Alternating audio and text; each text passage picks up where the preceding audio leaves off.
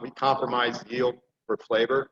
And so let's swing over here and Josh can climb up top and we'll speak to this. Aim up a little bit.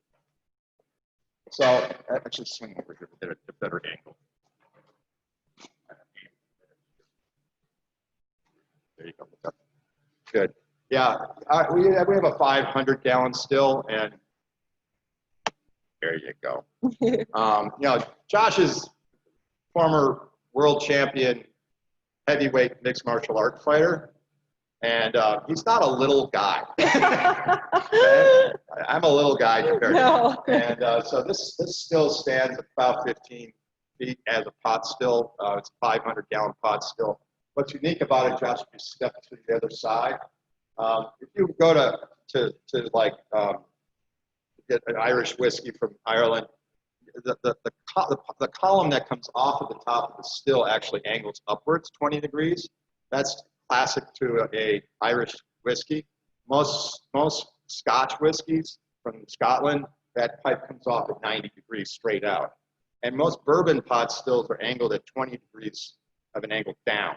And if you were to look at pot stills that make cognac, they actually angle down at 45 degrees. Ours is much more like a cognac still in terms of the angle of that pipe, and it's actually really critical because that defines the level of separation between pure ethanol and additional higher fusel oils. So this still is kind of classified as a high fusel oil still. So we don't get the same yield that they do, but we get a lot more flavor. Both some good, some bad sometimes, depending on the fermentation, but we're really careful about our fermentations. We don't generate a lot of off flavors. It allows us then to get a much more comparable yield, even though we're collecting a lot more fusel oils than what people normally do. And so and Bucky, come on down. And so in this over here is just another stainless steel fermentation tank that we use as a backup when we get, as we're going to be shortly, running at full scale. Allows us to also remain between 3 different 1,000-gallon fermentation tanks. So let's swing this way. You want to talk a little bit, there we go, a little bit more about starting materials. You'll notice I didn't say we had any malted barley in our bourbon. We don't use any malted barley here. I found that it does generate certain flavors that I don't appreciate in my whiskeys. And so we use malted rye instead, and that's why our Warbringer is 25% malted rye, so it has a distinct rye note to it as well. But the type of corn we use is what's called flake grits corn. And flake grits corn is actually, I'm not sure how they do it, but they're able to almost cut the kernels in half. And this makes it much easier for us to smoke it because it opens up the starch to absorb. Point it down more. In my hand. Got it. Point and to absorb the smoke. So we get a much more denser smoke on our grains than a lot of other people do when they smoke grains. This is the highest grade corn you can get. It costs about 50% more than any other corn that is typically used to make bourbon. And it's basically, it's the type that's used to make grits. And so it's much more flavorful than the type of corn that you typically use. The starting materials are really, yeah? Sorry, just real quick, since you're talking about the corn and the specific type, out of curiosity, have you looked at other corn lines specifically? I've recently heard about Jimmy Red, you know, the new Jimmy Red whiskeys and stuff like that. Have you ever looked at those? Yeah, actually, I didn't look at red. I actually tried, I originally wanted to do it with Native American corn. And it made a really weird whiskey. That's all I got to say. It was very strange. And I really couldn't, to me, it didn't taste like a bourbon at all. And and plus sourcing it is really difficult. And if you're trying to build a product line that you want to take national, you really, you have to get something that you can source thousands of pounds. I mean, in a single batch, we go through a ton of corn. Like okay, David? Yeah? And everybody on board? Feel free to jump in with your questions. We're probably going to wrap the event, the tour up in about 5 to 10 minutes. Want us to move along? So everybody can talk about their questions time. too. Yeah. The last thing we'll show you here is actually the smoker. The timing of this event was really nice because we're actually getting ready tomorrow to smoke. So we're going to move outside. Hopefully the camera will span into here. We use these small shipping containers that, can you guys see this? Oh yeah, they're all muted. Anyhow, so we built these smokers ourselves, and essentially we smoke out in the middle of the strawberry fields in Oxnard. And, we can do about, enough for one batch in this smoker. And we lay the corn in so that the smoke actually runs in a serpentine fashion, both underneath and above the corn, and the smoke is absorbed. Very little smoke actually exits this smoker. And we smoke the corn for a minimum of 2 days and go through about, 20 cubic feet of mesquite wood chips when we do a smoke. So it's a very heavily smoked corn, and as a result, the bourbon is definitely the biggest smoked whiskey that's made in the United States. It's a big, large, bold whiskey. So with that, I think we'll swing back inside. I've got a question. Are you guys going to make a weeder? Say that again? Are you guys going to make a weeder? Are you ever going to make a wheat whiskey? Weeder, like a weeded whiskey? A weeded whiskey? Yeah. Yeah, I'd like to do it. What I want to do is, the plan right now is to get the rye out, and then I'm also going to be releasing, hopefully early next year, maybe summer next year, a single malt, American single malt, and we're looking to do something a little more subtle, not the beast that, the bourbon is a beast, and something a little more subtle and nuanced, and we probably are going to look at fruit woods as well as beech wood, and explore some other types of wood smoke for the single malt. If you want to send me some samples of any stuff you're planning, David, I can give you some feedback, so let me know. Yeah. Well, I'm really open to that. The bourbon was actually a collaboration with a private cigar club in Hollywood, as well as another private club that's up in Thousand Oaks. So I actually went through multiple prototypes to the point where with these guys, if I didn't show up with a bottle, they kind of got a little pissed at me. So I had to always show up with a bottle. So, So anyhow, that's pretty much it. Our distillery is about almost 10,000 square feet. And, so like I said, I think we're a little larger than most that I've seen, at least. And let's sit back down here. Okay, anybody want to jump in with questions? Feel free to. Yeah, I've got a question on the sherry. How long is that finished for, and what kind of sherry casks are you guys using? We use Pedro Yeremes, so we use PE sherry, and I will just because of the fact that we ferment very slowly, and it didn't get into it. We actually do what's called secondary fermentation, which isn't done in the industry. Our whiskey ferments for a minimum of 2 weeks, versus, as you know, most bourbons. Almost like Jamaican rum. That's what they do with a lot of Jamaican rum. Absolutely. And it's exactly the same mechanism. We utilize the secondary fermentation is not yeast fermentation. It's anaerobic bacteria. Right, but you guys probably aren't using dunder like they do in no, this isn't in Jamaica. It's not a sour mash. In whiskeys, that sort of thing is called a sour mash. And this is not I thought about doing a sour mash, but we haven't done that. Now, that's the other reason you use wood fermenters, is that there's really no point in using wood fermenters unless you give the bacteria a chance to do their thing.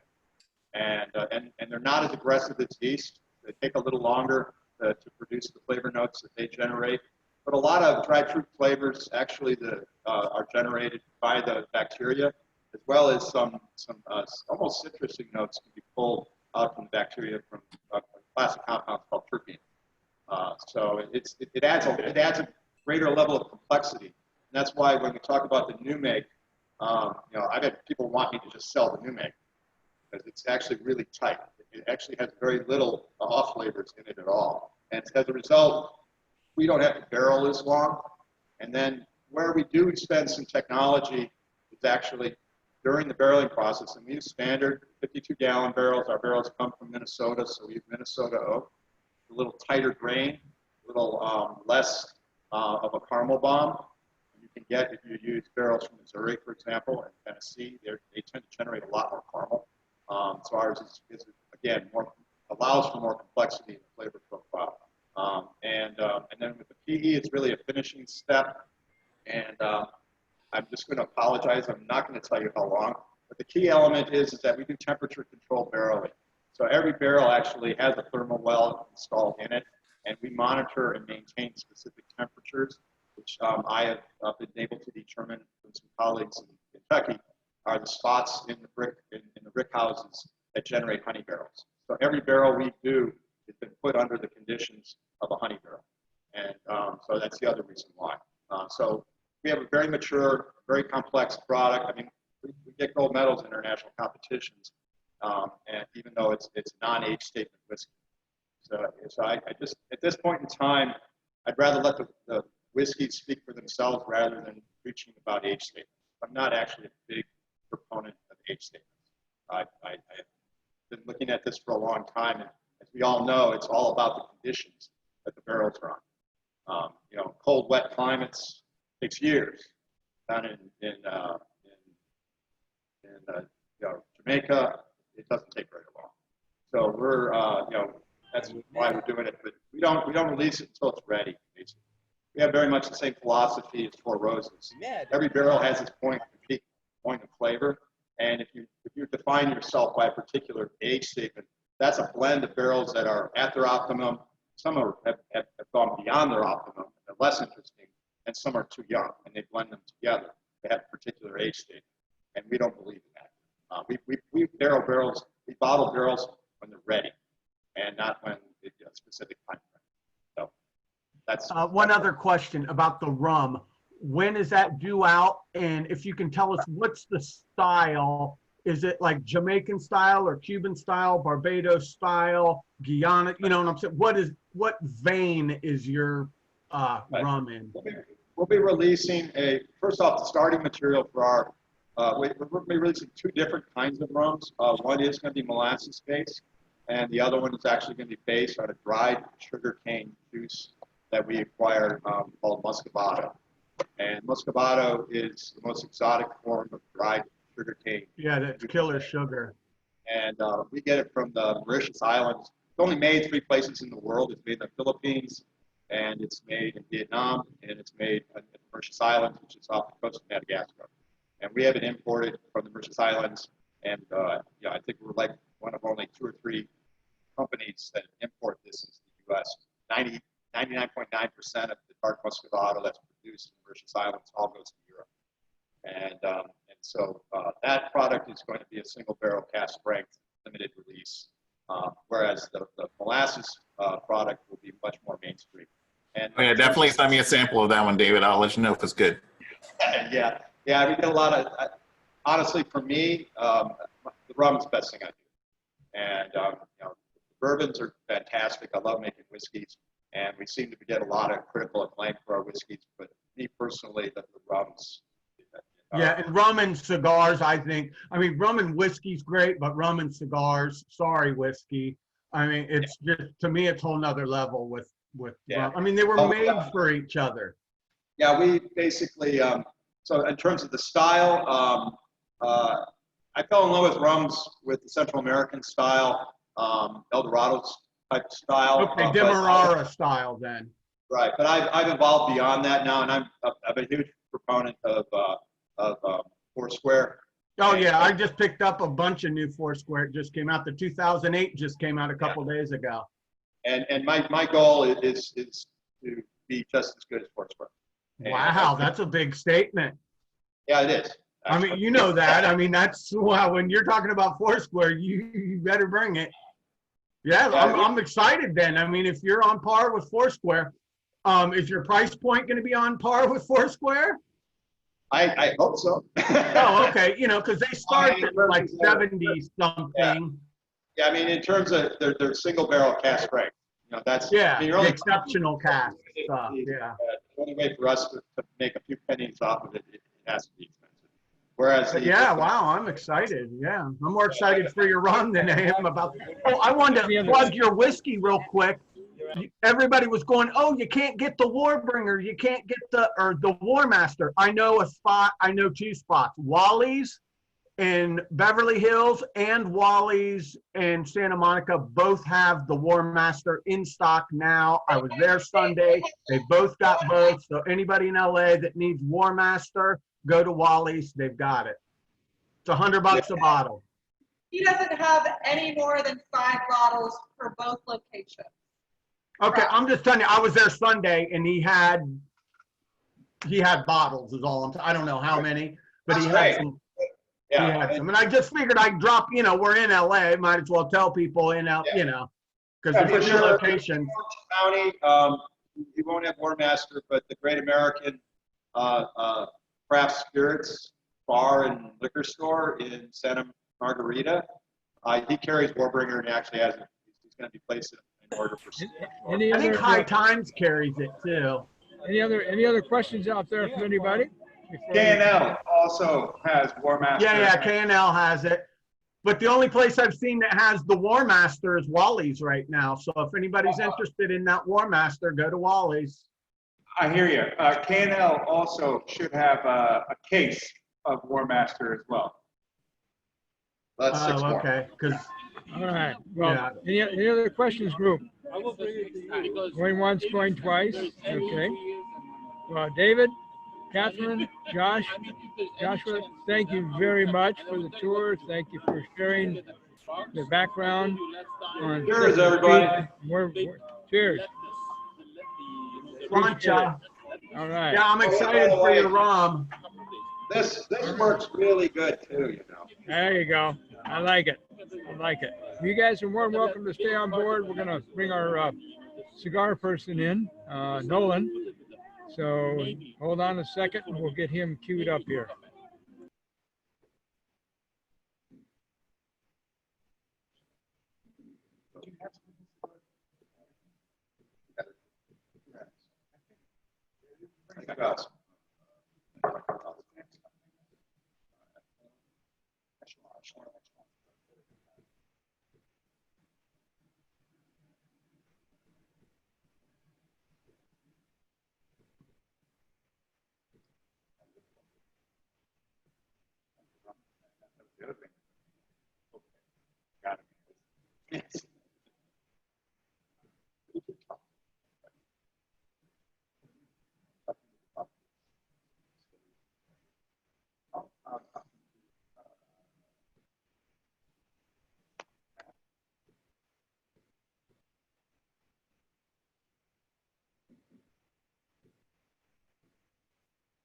I guess I should unmute. Okay, sorry about that. This is Nolan Meadnis with Echelon Cigars. And as I showed before, we're sitting here enjoying some right now. He's a veteran and owner of Echelon. I'm going to have him tell you a little bit about it. Give him about 5 or 10 minutes, and anybody wants to jump in with questions, feel free to do so. And then we're going to go on and just have a general discussion. Everybody can jump in and throw their 2 cents in. So take it away, Nolan. All right. Well, I won't even need 5 minutes. How about 2? Okay. I'm not one to like to hear myself talk. So welcome, everybody. Pleasure to be here. As John said, my name is Nolan Meadnis. I'm one of the founders and co-owners of Echelon Premium Cigars. We're based right here in Southern California. And we're about 15 months old. So we're a newer company. Our cigars are made in Esteli, Nicaragua, by the Ruiz family in the Ruiz Cigars factory down there.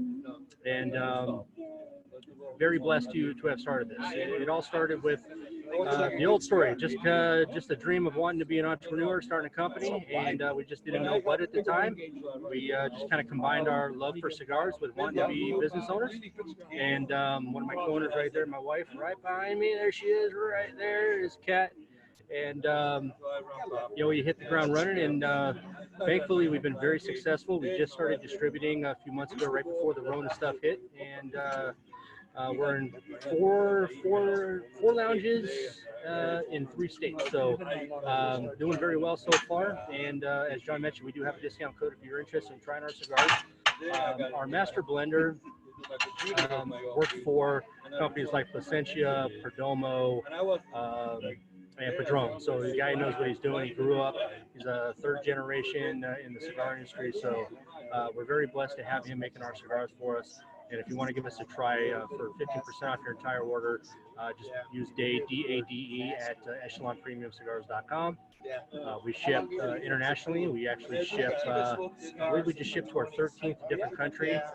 And we absolutely ship to everywhere but North Dakota and Utah.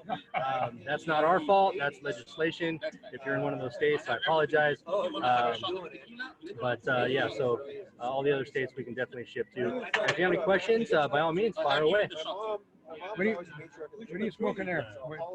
What style of cigar do you have? Two? So the ones we have 4 blends, 3 that we're currently working on. The Maduro is back ordered. The factory had to shut down, as a lot of them did, for the coronavirus thing. So the Maduro leaves are still being fermented and made and aging. So right now we have 3 blends that are available on our website. We have the Enlisted series. We have a strong veteran and military background with the naming of our cigars with our company itself. This is our Connecticut blend. This is the Enlisted series. We have 3 Vitolas through all our blends. We have a Robusto 5x50, a Churchill 7x50, and then a Gordo 6x60. Then we have our Officer series, which is our Habano C98. That is a Nicaraguan Puro. That is all from the Jalapa Valley, Condega, and Esteli. And that is our #1 popular cigar right now, which is the Habano. And then finally, we have our Veteran series, which is a Corojo, another Nicaraguan Puro from Condega and Esteli. And I believe that's the one John here is smoking. That's our green label. So whether you're a Connecticut, a Habano, or a Corojo fan, we have something that will definitely fit your palate. So I have great. Any questions for Nolan? And I'm at the point. Going once, going twice. All right. Everything I just mentioned can be found on our website. So if you want to kind of review what our cigars are about, the blends, where they're from, our history, or where we got to start, it's all available on our website. Excellent. And the website information is in the email that was sent out for the event tonight. So,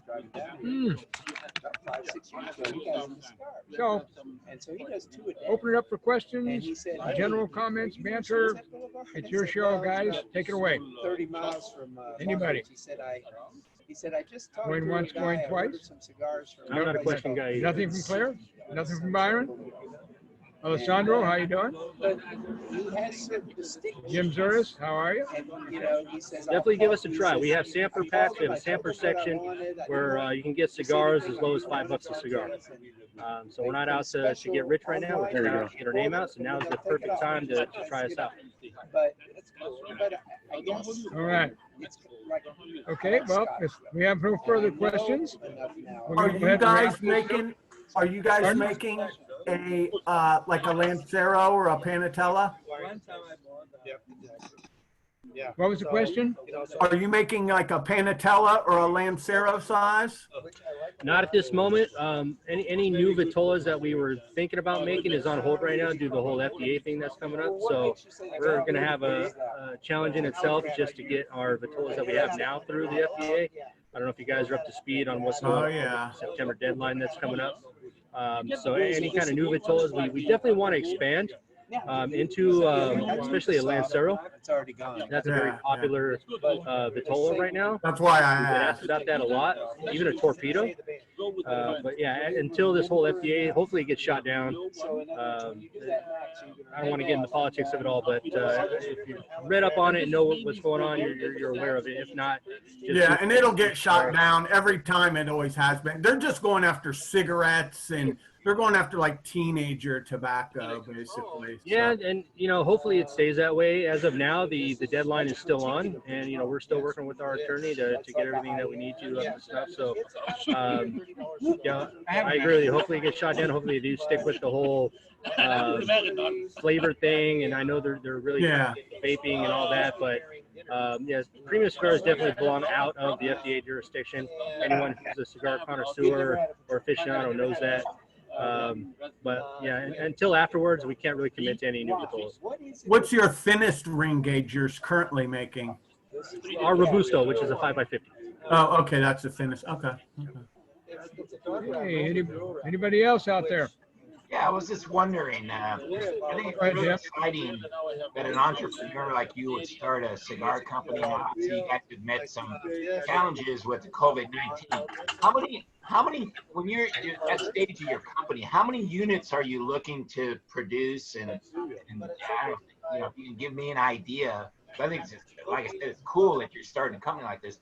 How many units are you producing now? And what kind of your goal is, let's say 12 months from now? When the Rona kind of started in late March, it took about a month. About late April, we started seeing business skyrocket about 800%. So so we really benefited from the direct-to-customer model that we use for our online sales. Okay. Because at the time we had just got our distributor permit, and unfortunately, right when we got awarded that by the state, is when the Rona hit. So you had a lot of orders that didn't want to open up new accounts. So we really benefited from the online sales because all of a sudden smokers were kind of wondering where they're going to get their cigars from, right? So that really helped us out. Now, as far as units, we don't have a particular number that we want to meet. You know, right now we're doing very well.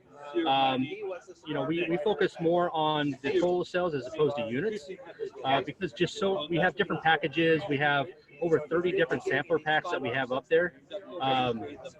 You know, so right now we're doing about 8,000 to 10,000 a month in sales. So as a company, it's only in 15 months in. Yeah, that's awesome. That's strictly online. And like I said, we've worked very hard to expand our international outreach. We have a very big market down in Australia and the UK.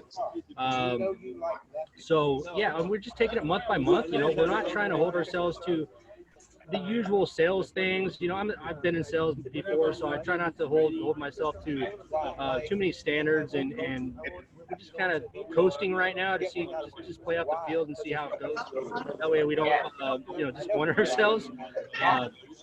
And then hopefully once all this Rona stuff subsides, I'm guessing about November 4th, probably when it's going to stop. You know, we'll just kind of see. But our business plan for the next 3 years is just slow and steady growth. You know, we're not over capitalizing right now. The benefit of us is, like I mentioned when I first came on, is we don't have to order the high volume that a lot of the other boutiques do that are getting their sticks made in some of these bigger factories.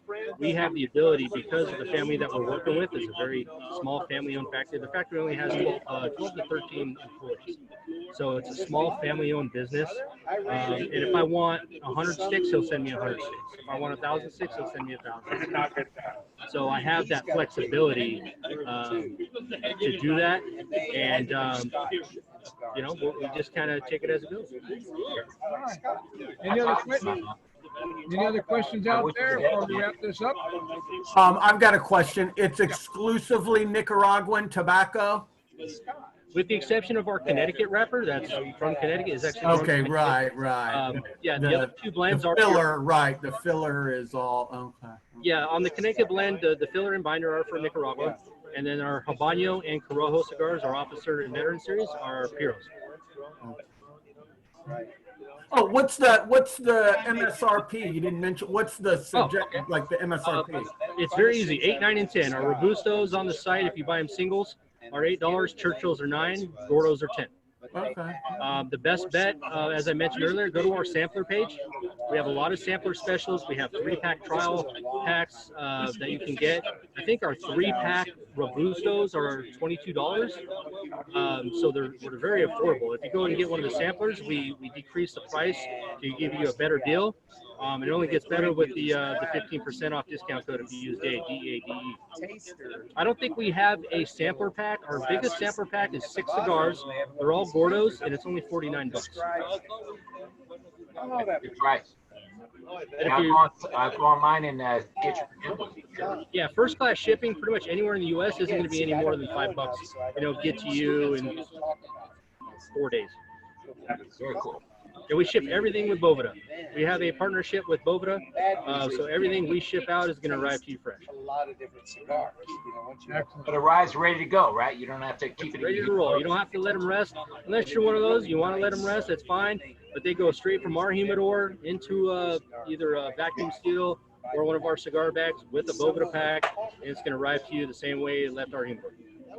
Is your company out of California, or are you basing it out of Esteli? No, our cigar company, well, our LLC is based out of Texas, so we're out of Austin, Texas. Oh, okay. But our cigars and our business is operated right here out of Newport Beach, California.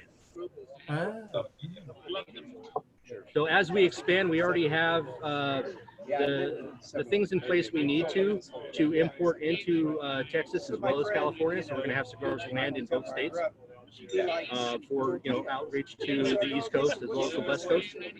But everything as of right now comes from Orange County, California. Okay, I would just think Texas because of taxes would make absolutely sense. Yeah, that's the whole reason. Yeah, that's the reason why we set up down there. Unfortunately, things fell through at the beginning, so we had to kind of adjust fire. But anything outside the state, we don't have to worry about those taxes anyway. So the only thing we absorb the taxes that California puts on that 59%. So if you're in California and you're ordering, we absorb that right now until we kind of get things figured out for the next stage. But that's kind of where we're at right now. Nice. All right, guys. Any other questions out there before we wrap this up and let everybody get back to their cigars and Sespe Creek bourbon? Going once, going twice? A little bit of a different experience. Okay. Thank you, Nolan, for joining us. I appreciate it. And go back to the email we sent for all the discount codes for Sespe Creek whiskey and Echelon cigars. I'd like to thank everybody for joining us tonight. We'll let you get back to your evening, enjoy your cigars and your time at home with your family and friends and good booze. So good night, everybody. Take care. Be safe. Bye. Thanks, John. Thanks, guys. Good night. Thanks, David. Thanks, Kathryn. Thanks, John. Thank you. Bye-bye. Take care. Yep.